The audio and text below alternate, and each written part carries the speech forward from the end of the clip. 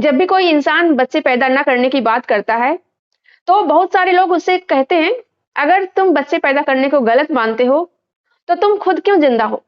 तुम क्यों नहीं मर जाते? यानी भी एंटी नेटलिस्ट को आत्महत्या करने के लिए कहते हैं।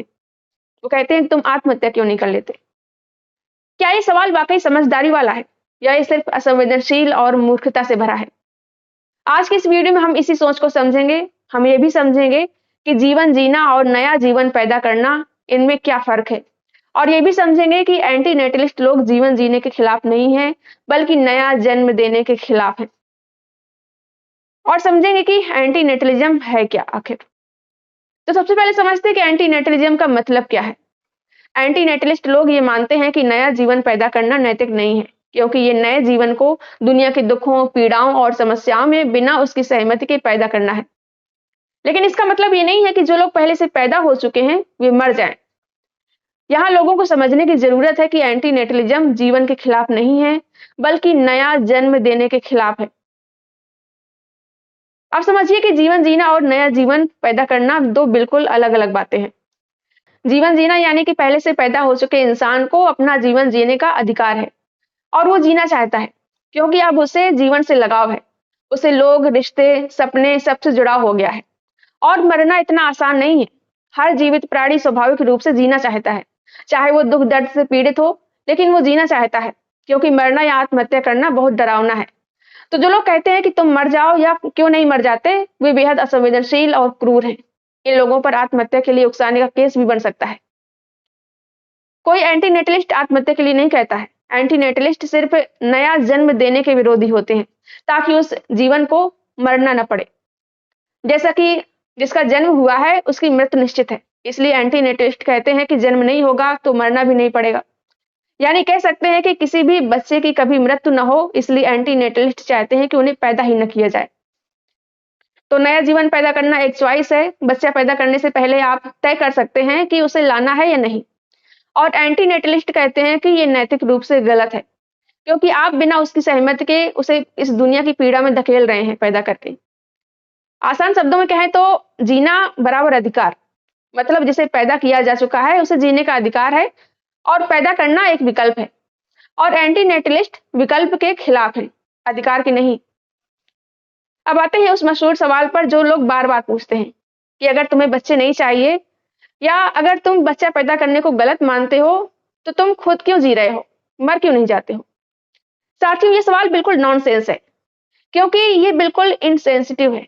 जो इंसान पहले से जी रहा है, उससे ये कहना कि मर जाओ या क्यों नहीं मर जाते, ये न केवल असंवेदनशील है बल्कि क्रूर भी है। वही प्रकृति के खिलाफ है।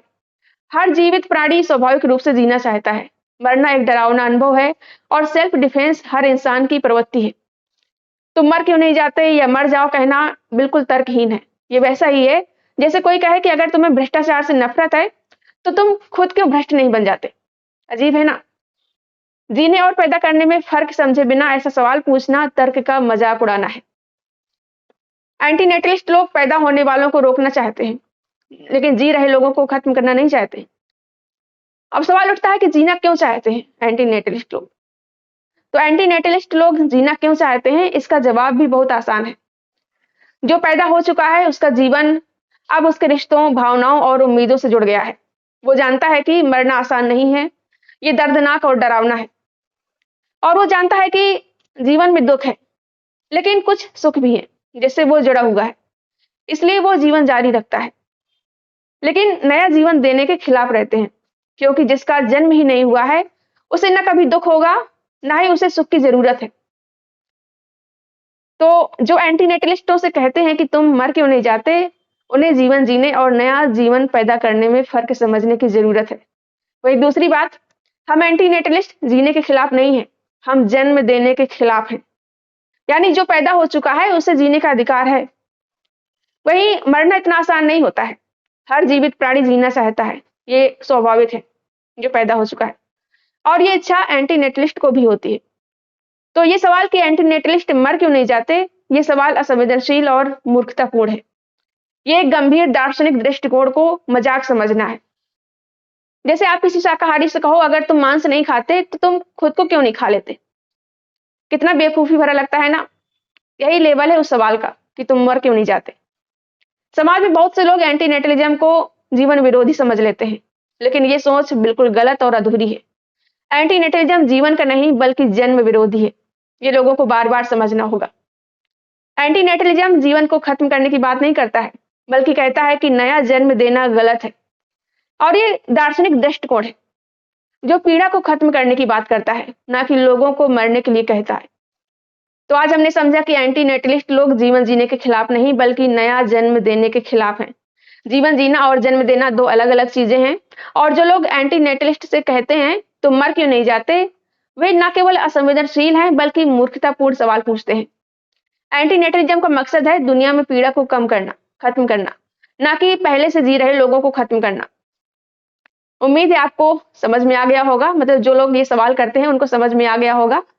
तो आपको ये वीडियो कैसा लगा कमेंट करके जरूर बताएं। अगर पसंद आया हो तो लाइक करें, शेयर करें, ताकि लोगों की गलतफहमी दूर हो सके। मिलते हैं अगली वीडियो में। Thank you.